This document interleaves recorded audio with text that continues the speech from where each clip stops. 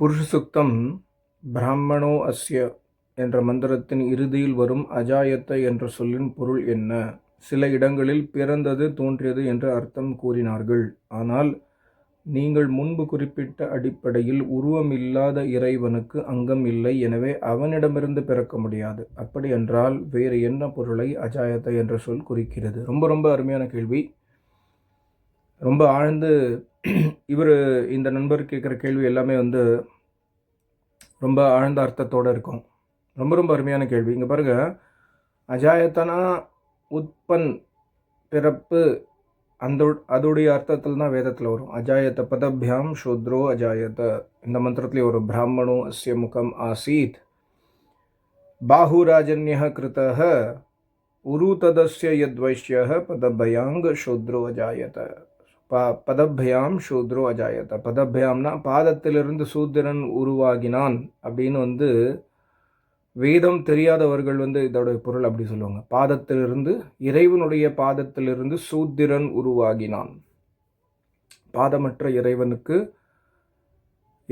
பாதம் இல்லை, இறைவனுக்கு உடல் இல்லை, இறைவனுக்கு அஸ்னாவிரங், நரம்பு, சதை, ரத்தம், மூளை, இது எதுவுமே கிடையாது இறைவன்கிட்ட, ரைட்டா? ஸோ பதபயாம் சூத்ரோ அஜாயத்த, இறைவனுடைய பாதத்திலிருந்து சூத்திரன் உருவானான்கிற பொருள் தப்பான பொருள். ஸோ அப்போ பதபயாம் சூத்ரஹ, மகரிஷி என்ன சொல்கிறாருன்னா, பதபயாம்னா ஃபஸ்ட்டு சூத்ரன்னா என்ன சொல்கிறாருன்னா மூர்க்கப்பன்னா அஜ்ஞானி. கல்வி ஒருத்தருக்கு சொல்லி கொடுக்குறோம், சொல்லி கொடுத்த பிறகும் நிறைய பசங்க இன்றைக்கும் இருப்பாங்க, டிகிரி படித்த பிறகும் அவனுக்கு எதுவுமே புரியாது. 12th பாஸ் பண்ணிட்டான், 10th பாஸ் பண்ணிட்டான், அப்படி இருந்தும் அவனுக்கு எந்த ஞானமும் இல்லை, அஜ்ஞானியாக இருக்கிறான். ஸோ அப்படி இருக்கிற மனிதர்களுக்கு சூத்ரன்னு பேர். சூத்ரன்னா அறிவற்றவன், ஞானம் இல்லாதவன். அதனால்தான் பிறந்த குழந்தை எல்லாருமே சூத்திரர்கள் மனுஸ்மிருதியில் மனுபகவன் எழுதியிருக்காரு. ஏன்னா பிறந்த குழந்தைக்கு எந்த ஞானமும் இல்லை, அக்ஞானிக்கு சூத்ரன்னு பேர். சூத்ரம். பட் யார் அக்ஞானியாக இருக்கிறானோ அவன் பதபயாம். சப்போஸ் அவனுக்கு மனசில் சேவை குணம் உள்ளது. சேவை குணம்னா மற்றவனுக்கு சேவை செய்ய வேண்டும் என்ற அந்த எண்ணம் இருக்கிறது. அது மட்டும் இல்லாமல் அபிமானம் இல்லை. பதபயாம்க்கு இன்னொரு அர்த்தம் என்ன? அபிமானம் அற்றவன். பதபயாம்னா சேவை குணம் உடையவன், சேவை குணம் உடையவள், அபிமானம் இல்லாதவன், அகங்காரம் இல்லாதவன். படிப்பறிவு இல்லாமல் இருந்தாலும், படித்த பிறகும் படிப்பறிவு இல்லாத இருந்தாலும் அவனுக்கு அபிமானமோ அகங்காரமோ இல்லை, சேவை குணம் உள்ளது. உடலில் வலிமை இருக்குது, சேவை செய்ய முடியும், மற்றவனுக்கு ஹெல்ப் பண்ண முடியும், அதிகமாக வெயிட் தூக்க முடியும். படிப்பறிவு ஏறலை, ஆனால் அபிமானம் இல்லை, அகங்காரம் இல்லை. ஸோ அப்படிப்பட்ட அக்ஞானிகள் அஜாயத, சூத்ர அஜாயத, அப்படிப்பட்ட அபிமானம் அற்ற அந்த சூத்திரர்கள் உருவானார்கள் என்பதை அறிக. உருவானார்கள்னா எந்த இடத்துல உருவானார்கள்? சமாஜத்தில், நம்மளுடைய சொசைட்டிலையும். இன்றைக்கி வர்ணாசிரம தர்மம் இல்லை. முன்னாடி இருந்த சொசைட்டியில் எப்படி இருக்குன்னா, எப்படி சூத்திரர்கள் உருவானார்கள்? சூத்திரர்கள் அக்ஞானத்தில் இருந்த மனிதர்கள். ஆனால் அவங்களுக்கு சேவை மனப்பான்மை இருக்குது. யாருக்காவது ஒருத்தருக்கு நல்ல சேவை மனப்பான்மை இருக்குது, அபிமானம் இல்லை, அகங்காரம் இல்லைன்னா நீங்கள் என்ன பண்ணுவீங்க? உங்களுக்கு ஞானம் இருக்குது, அவங்கள கூப்பிடுவீங்க, இந்த வேலை பண்ணுப்பா, இந்த மூட்டையை தூக்கி கொடு, இல்லாட்டி என்னுடைய வயலில் கொஞ்சம் ஹெல்ப் பண்ணி கொடு சொல்லுவீங்கல்ல. உங்களுக்கு பலம் இல்லை, நீங்கள் சொல்லுவீங்க அவன்கிட்ட, எனக்கு பலம் இல்லை, எனக்கு எப்படி பண்ணோன்னு தெரியும், உனக்கு எப்படி பண்ணோன்னு தெரியாது, நீ இந்த மாதிரி பண்ணு, நான் சொல்கிறேன். ஸோ அப்படி அந்த சமாஜத்தில், அந்த சொசைட்டியில் சூத்திரர்கள் அப்படி அஜாயத்தை உருவானார்கள். அஜாயத்தனா பிறந்தார்கள், உருவானார்கள், தோன்றினார்கள். ஸோ இப்போ சூத்திரன் ஒருத்தர் வேலை செய்கிறான், உங்கள்கிட்ட வேலை செய்கிறான் சூத்திரன் ஒருத்தர். ஃபார் எக்ஸாம்பிள், இது இப்போ இல்லை, ஒரு 5000 இயர்ஸ் முன்னாடி சுச்சுவேஷன். இன்றைக்கி இருக்கிற சுச்சுவேஷனில் சூத்திரன் பிராமணன்லாம் கிடையாது. ஏன்னா இது வர்ணாசிரம தர்மம், இது வேத தர்மம். ஸோ ஒரு 5-6 வருஷம் முன்னாடி ஒரு பிராமணர் இருக்கார். பிராமணர்னா ஒரு ரிஷி இருக்காருன்னு வச்சுக்கோங்களேன். அந்த ரிஷி தவம் செஞ்சு செஞ்சு செஞ்சு செஞ்சு தவத்தில் இருக்கார். எல்லா ஞானத்தையும் சமாதியில் அடைஞ்சிட்டார். உடல் ரிஷியோட உடல்கள் பார்த்திங்கன்னா, ரிஷி எலும்பு கூடு மாதிரி இருக்கும், உடலில் ஸ்ட்ரென்த் இருக்காது. பட் ஆனால் அவருக்கு தெரியும், இந்த மாதிரி பண்ணோம். ஸோ அவர் கூப்பிட்றாரு, அவர் கூப்பிட்டு வந்து அவருடைய சிஷ்யர்கள்ட்ட சொல்கிறாரு, நீ வந்து என்ன மாதிரியே ஒரு பெரிய ஞானி, நீ வந்து இன்னிலேருந்து பிராமணன், நீ வந்து இந்த நாட்டை உன்னுடைய உடலில் ரொம்ப வலிமை இருக்குது, நீ வந்து நம்மளுடைய தேசத்தை பாதுகாக்க முடியும், நான் வந்து ராஜா கிட்ட ரெக்கமெண்ட் பண்ணுறேன், நீ போய் ராஜ காரியத்தில் சேர்ந்துரு. அப்புறம் 3rd கிளாஸ் சிஷ்யர்கள் வந்து பிஸ்னஸ்மேன், உனக்கு நல்ல புத்தி இருக்குது, நீ வந்து இங்கே அங்கேயும் போய் சம்பாதிக்க முடியும், நல்ல நெகோஷியேஷன் பண்ணுற, விற்கிற, வாங்குற, அதெல்லாம் உன்னால் பண்ண முடியும், நீ இப்போ வந்து பிஸ்னஸ் பண்ண. மற்ற இருந்த சிஷ்யர்கள் வந்து அவங்களோட இந்த 3 பேரோடைய கம்பேரிட்டிவாக அவங்களுக்கு ஞானம் கம்மி, இந்த 3 பேரோட கம்பேரிட்டிவாக அவங்களுக்கு புத்தி கம்மி. ஸோ அவங்கள என்ன சொல்கிறாங்க, ஒரு ரிஷி என்ன சொல்கிறாரு, நீ நல்ல பையன், உனக்கு சேவை மனப்பான்மை இருக்குது, உனக்குள்ளே வந்து அதிக பலம் இருக்குது, உனக்கு அபிமானம் இல்லை, ஸோ அதனால் நான் என்ன வேலை செய்ய சொல்கிறேனோ அந்த வேலை நீ செய். எது வரைக்கும் நீ அடுத்த 3rd கேட்டகரியில், அடுத்த 3 ஸ்டேஜில் நீ போக முடியாதோ அது வரைக்கும் செய். ஸோ அப்படி சூத்திரர்கள் உருவானார்கள், அப்படி பிராமணர்கள் உருவானார்கள், அப்படி வைசியர்கள் உருவானார்கள், அப்படி சத்திரியர்கள் உருவானார்கள் அப்படிங்கிற பொருள். இன்றைக்கி இருக்கிற சுச்சுவேஷனில் இது பொருந்தாது. இன்றைக்கி இருக்கிற சுச்சுவேஷனில் ஒருத்தனுக்கு ஞானம் இல்லைன்னா அவன் அபிமானியாக இருப்பான்.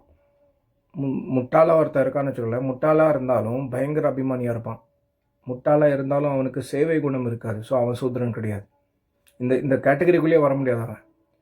இன்றைக்கி இருக்கிற சுச்சுவேஷனில் பிராமணனாக இருக்கிறவன், இன்றைக்கி சவுத் இந்தியாவில் போய் பாருங்கள், பிராமணன்னு சொல்கிறவன், நான் வந்து என்னுடைய எக்ஸாம்பிள் சொல்லலாம், என்னுடைய சோ கால்டு பிராமின் ஃபேமிலியில் நான் பார்த்தேன்னா நிறைய பேர் இருக்காங்க, கனப்பாடிகள் இருக்காங்க, தீட்சிதர்கள் இருக்காங்க, சாஸ்திரிகள் இருக்காங்க. அவங்களுக்கு வேதம் படிக்க தெரியும், வேதம் தெரியும், சாமவேதம் சொல்லுவாங்க, எல்லாமே சொல்லுவாங்க. ஆனால் அபிமானம் அதிகம், அகங்காரம் அதிகம், இது கிடையாது, பொறுமை கிடையாது, நிதானம் கிடையாது, இந்திரிசயம் கிடையாது. பிராமணன்னு சொல்லுவானே தவிர இந்திரிசயம் கிடையாது, பிரம்மச்சரியம் கிடையாது. ஸோ அப்படிப்பட்டவர்களை நம்ம எப்படி பிராமணன் சொல்ல முடியும்? ஸோ இன்னைக்கு சிச்சுவேஷனில் இந்த வர்ணாசிரமம் பொருந்தாது.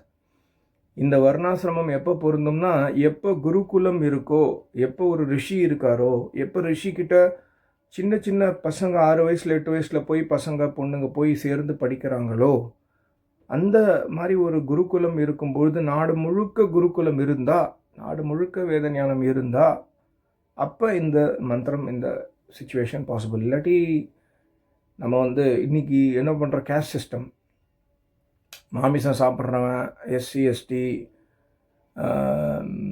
அது பேர் என்ன, சாக்கடை கிட்ட வாழறவன், அவங்கள நம்ம சூத்திரன்னு சொல்கிறோம். அவங்க சூத்திரர்கள் கிடையாது, அவங்க மனிதர்கள். ஏன்னா சூத்திரங்கிறது வேதிக் டெஃபினேஷன், அவங்க வேதத்தில் வரமாட்டாங்க. அதே மாதிரி பிராமின் மந்திரம் சொல்கிறவன், சாமவேதம் சொல்கிறவன், இல்லாட்டி போய் கிரகப்பிரவேசம் பண்ணி வைக்கிறான் ஒருத்தன், இல்லாட்டி ஏதோ பண்ணி வைக்கிறாங்க வைதிகர்கள், அவங்கள நம்ம பிராமணன்னு சொல்கிறோம். அவங்க பிராமணர்கள் கிடையாது, இந்த மந்திரத்தில் அவங்க பொருந்த மாட்டாங்க. ஸோ அவங்கெல்லாம் யார், மனிதர்கள், அவ்வளோதான். அவங்களே அவங்கள பிராமணன்னு சொல்லிட்டான். இறைவனுடைய பார்வையில் அவங்க பிராமணர்கள் கிடையவே கிடையாது. இறைவனுடைய பார்வையில் அந்த சாக்கடையில் வாழற மக்கள் சூத்திரர்கள் கிடையவே கிடையாது. இன்ஃபேக்ட் இறைவனுடைய பார்வையில் இந்த பிராமின்ஸ் ப்ளஸ் இந்த சூத்திரர்கள் எல்லாமே சூத்திரர்கள், ஏன்னா எல்லாருமே அக்ஞானிகள். சூத்திரன்னா என்ன டெஃபினேஷன்? யாருக்கு ஞானம் இல்லையோ, ஆனால் யாருக்கு அபிமானம் இல்லையோ, அகங்காரம் இல்லையோ, யாருக்கு சேவை குணம் உள்ளதோ அந்த மனிதன் சூத்திரன். அந்த மாதிரி யாராவது இருக்க முடியுமா? இன்றைக்கி சூத்திரனே கிடையாது. ஆக்சுவலாக உண்மையிலே சொல்லப்போனால் அக்ஞானியாக இருந்தும் அகங்காரமற்றவன் இன்றைக்கி இல்லவே இல்லை. ஸோ அதனால் இந்த மந்திரத்தில் இருக்கிற டெஃபினேஷன் இன்றைக்கி பொருந்தாது. ரொம்ப ரொம்ப முக்கியமான மந்திரம், ரொம்ப ரொம்ப முக்கியமான கேள்வி. இன்னொரு கேள்வி வந்தது, அந்த அத்வைத்தவாதத்தை பற்றி நான் இங்கிலீஷில் ரீசெண்டாக ஒரு வீடியோ போட்டிருந்தேன். அந்த வீடியோ வந்து தமிழில் சொல்கிறாங்க. நான் வந்து சுருக்கமாக சொல்கிறேன். யஜுர்வேதத்தில் வந்து 17வது அத்தியாயம், ஒரு நிமிஷங்க, சப்ததசோ அத்தியாயத்தில் வந்து ஒரு மந்திரம் வரும். நிறைய தடவை எக்ஸ்பிளைன் பண்ணியிருக்கேன் என்னோடய சேனலில். 31வது மந்திரத்தில் இறைவன் சொல்கிறாரு, ந தம் விதாத்த அந்யத் யுஷ்மாக்கம் அந்தரம் பபூவ. வேதத்தில் இது ஒரு எக்ஸாம்பிள் மந்திரம். வேதத்தில் எந்த மந்திரத்துலேயும் ஒரு மந்திரத்தில் கூட பரமாத்மா ஜீவாத்மாவாக மாறிவிட்டது அப்படிங்கிற மந்திரம் வராது வேதத்தில். ஒரு மந்திரத்தில் கூட வராது வேதத்தில். உபநிஷத்துலேயும் வராது. உபநிஷத்தில் இவங்க எடுத்திருக்கிற விஷயங்கள் அகம் பிரம்மஸ்மி, சர்வம் கலு இதம் பிரம்ம, இதெல்லாம் சொல்கிறாங்க பாருங்களேன். இதுக்கெலாம் தனித்தனியாக வீடியோஸ் போட்டிருக்கேன் பாருங்கள். என்னுடைய சேனலில் நியோ வேதாந்தாங்கிற பிளேலிஸ்ட் பாருங்கள். அது ஒன்லி மிஸ்இன்டர்பிரிட்டேஷன். ஏன்னா வேதத்தில் அதுக்கான பேஸே கிடையாது. ஜீவாத்மா தான் பரமாத்மாங்கிற பேஸே கிடையாது வேதத்தில். இன்ஃபேக்ட் இந்த மந்திரம் எதுக்காக சொன்னேன், யுஷ்மாக்கம் அந்தரம் பபுவ ந தம் விதாத்த. சான்ஸ்கிரிட் தெரிஞ்ச யாருக்குமே தெரியும், சிம்பிள் சான்ஸ்கிரிட் தெரிஞ்சவனுக்கே தெரியும். ந தம் விதாத்த யுஷ்மாக்கம் அந்தரம் பபுவ. இறைவன் சொல்கிறாரு, உனக்குள்ள ஒரு தத்துவம் இருக்குது, அதை நீ அறிய மாட்டாய். உன்னை நீ அறிய மாட்டாய்ங்கிற மந்திரம் தனியாக வரும். நீ ஜீவாத்மா, உன்னை நீ அறிவதில்லைங்கிற விஷயங்கள் நிறையா வரும் வேதத்தில். ஆனால் இந்த மந்திரத்தில் என்ன சொல்கிறார் இறைவன், உனக்குள்ள ஒரு தத்துவம் இருக்கிறது, அதை நீ அறிவதில்லை. ஸோ இந்த இடத்துல கிளியராக டிஃப்ரென்ஷியேட் பண்ணுறாரு. நீ ஜீவாத்மா, உனக்குள்ள ஒரு தத்துவம் இருக்கிறது, அந்த தத்துவம் உன்னோட செப்பரேட்டான தத்துவம். அது மட்டும் இல்லாமல் என்ன சொல்கிறாரு, ய இமா ஜஜான, அந்த தத்துவமே, அந்த சக்தியே, அந்த பரம்பொருளே ய ஜஜான, இந்த உலகத்தை உருவாக்கியது. இந்த உலகத்தை உருவாக்கும் அந்த தத்துவத்தை நீ அறிவதில்லை. ஏன்னா அசூத்ரிப்பாக, ஏன்னா ஜல்பையாக, ஏன்னா உக்தசாஷரந்தி, ஏன்னா நிஹாரேண பிராவிருத்தா. நாலு ரீசன் சொல்கிறார். இப்போ ஒரு வாரம் முன்னாடி, போன வாரம் சனிக்கிழமையோ வெள்ளிக்கிழமையோ ஒருத்தர் நொய்டாவில் கார் ஓட்டின்னு போகிறாரு. பனினால் அவருக்கு எந்த இடத்துல ரைட் எடுக்கணும்னு தெரியல. வீட்டுக்கு ரைட்டுக்கு திரும்பணும், இன்னும் ரைட்டு வந்துருத்தா இல்லையான்னு தெரியல. அவர் ரைட் இண்டிகேட்டர் போடுறாரு, பட் ரைட் இன்னும் வரலன்னு சொல்லிட்டு ட்ரை பண்ணிகிட்டே இருக்காரு. அவருக்கு தெரியல, அந்த காம்பவுண்ட் வாலை உடச்சி தண்ணியில் போய் விழுந்து இறந்துட்டார். ஏன்னா பனினால் தெரியல எந்த இடத்துல ரைட்டு, எந்த இடத்துல லெஃப்ட்டு, எதுவுமே தெரியல. இதான் இறைவன் சொல்கிறாரு, ஏன் நீ என்னை அறிவதில்லை? ஏனென்றால் பனி எப்படி மூடின்னு இருக்கோ, டெல்லியில் ஜனவரி மாதம் டிசம்பர் மாதத்தில் எப்படி பனி இருக்கோ, அந்த மாதிரி நீ அக்ஞானத்தின் பனியில் மூடப்பட்டு இருக்கிறாய். உனக்கு தெரியாது எது உண்மை எது பொய். நான் தான் இறைவன், நான் தான் உலகத்தை படித்தேன்னு உனக்கு தெரியாது. ஏன்னா நீ அக்ஞானத்தில் இருக்க, அவித்யாவில் இருக்க. ஸோ அவித்யாவின் காரணத்தால் நீ என்னை அறிய முடியாது, முதல் காரணம். ரெண்டாவது ஜல்பையானா பெங்களூர்லேருந்து கோயம்புத்தூர்லேருந்து பெங்களூர் வரீங்க, கோயம்புத்தூர்லேருந்து மெட்ராஸ் போகிறீங்க, பெங்களூர்லேருந்து மெட்ராஸ் சென்னை வரீங்க சதாப்தியில், இல்லை வேறு ஏதோ ட்ரெயினில் உட்கார்ந்து வரீங்கன்னா 6 மணி நேரம் ட்ராவல்னால், அந்த 6 மணி நேரத்தில் நீங்கள் ட்ரெயினில் அப்சர்வ் பண்ணி பார்த்தீங்கன்னா பேசாமல் யாராலையும் இருக்க முடியாது. ஒன்று பேசுவான், இல்லாட்டி டைம் பாஸ் கடையில் சாப்பிட்டே இருப்பான், இல்லாட்டி மொபைல் பார்த்துட்டு, மொபைலில் ரீல்ஸ், இன்ஸ்டாகிராம், அதுவும் பேசுகிறது தான், மனசுக்குள்ளே விசாரணை ஓடிட்டே இருக்கும். தனியாக வரானா மற்றவனோட பேச முடியாது. ஸோ நான் என்ன பண்ணேன், மொபைல் பார்த்துட்டே இருப்பேன், 6 மணி நேரம் மொபைல் பார்ப்பேன்.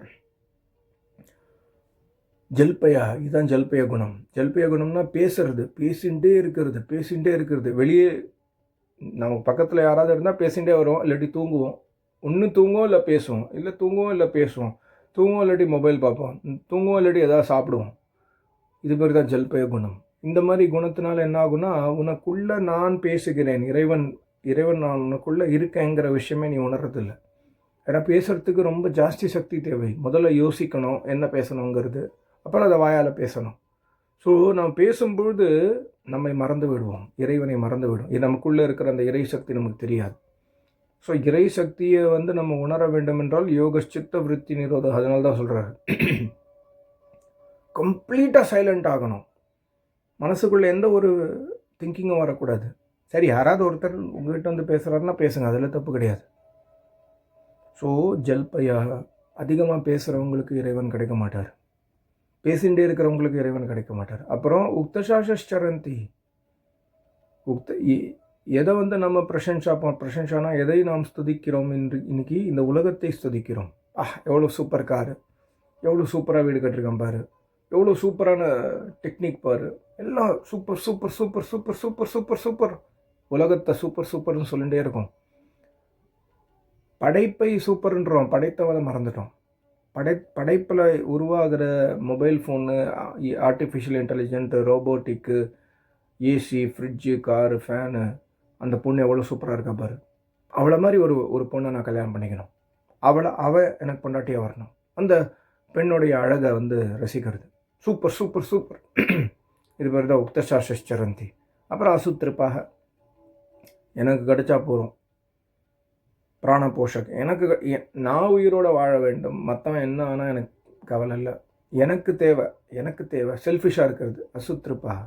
இந்த 4 காரணங்களால் உன்னுள் இருக்கும் அந்த தத்துவத்தை, உனக்குள் இருக்கும், ஆனால் நீ அந்த தத்துவம் இல்லை, அந்நியத்து, உன்னை தவிர வேறு ஒரு தத்துவம் உனக்குள் இருக்கும், அந்த தத்துவத்தை நீ அறிவதில்லை. அந்த தத்துவமே இந்த உலகத்தை படைத்தது. ஸோ அந்த தத்துவம் வேறு, பரமாத்மா வேறு, நீ வேறு, இந்த உலகம் வேறு. இது வேதிக் திரைத்துவாதம். வேதத்தில் எந்த இடத்துலையும் வந்து எனக்கு போர் அடிச்சது, அதனால நான் இந்த உலகத்தை உருவாக்கி விட்டேன், எனக்கு போர் அப்படி சொல்ல இறைவன், எனக்கு போர் அடிச்சது ஸோ அதனால் நான் என்னையே மாற்றின்ட்டேன் இந்த உலகமாக, அந்த மாதிரி இறைவன் எந்த இடத்துலையும் சொன்னதில்லை. ஸோ இது ரொம்ப ரொம்ப முக்கியமான விஷயம். அத்வைத்தவாதம் வேதத்திற்கு எதிரான விஷயம். இறைவன் வந்து எப்பொழுதுமே தனிமையான தத்துவம். அந்த இறைவன் இந்த உலகத்தை படைக்கிறார். அந்த இறைவனை நாம் உபாசிக்க வேண்டும். என்னையே நான் எதுக்கு உபாசிக்கணும்? இறைவன் வந்து சர்வஜானியாக இருக்கார், அவரே எப்படி அஜ்ஞானியாக மாற முடியும்? ஸோ அத்வைத்தவாதம் வந்து ஒரு அந்த நான் படித்தேன் பாருங்களேன், மகரிஷி தயானந்தர் சொன்ன விஷயம், அது பாருங்கள். ஆதிசங்கரர் எப்படி கொலை செய்யப்பட்டார்னு பாருங்கள், அந்த வீடியோவில் உங்களுக்கு புரியும் அத்வைத்தவாதம் எதற்காக வந்தது, எப்படி வந்தது. ஸோ ரொம்ப ரொம்ப முக்கியமான விஷயம் அது. ஸோ இந்த 2 கேள்வியும் வந்து நம்ம நல்லா புரிஞ்சுக்கணும். புரிஞ்சிருக்கும்னு நினைக்கிறேன். ரொம்ப நன்றி, நமஸ்காரம். ஓம்.